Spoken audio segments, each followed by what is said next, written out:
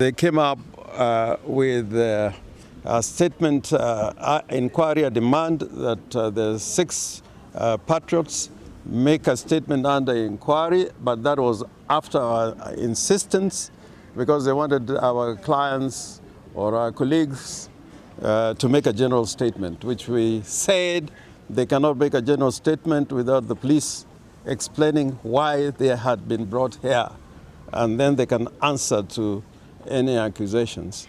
Now, you know, there was no assembly whatsoever at the KICC.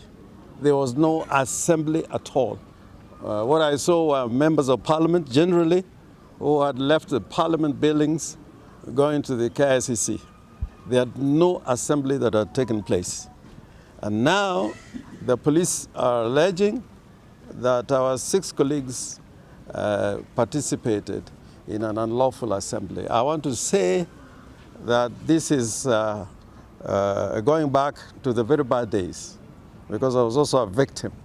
There were some very, very, very notorious charges that were being loaded on people during the Moi's time.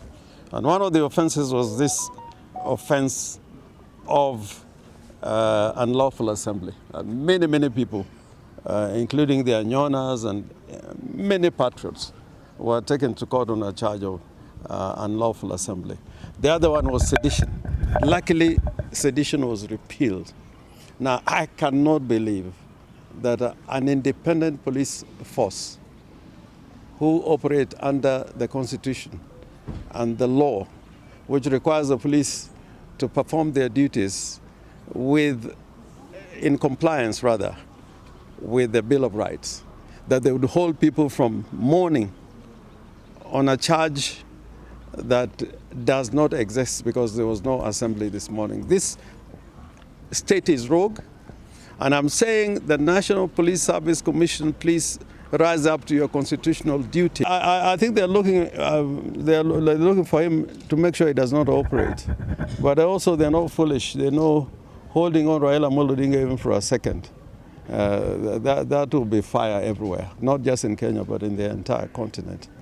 So the thing they're trying to do is to make sure that Raila does not operate and the Azimio coalition does not operate as a political movement or a political party, to try and reduce the democratic space.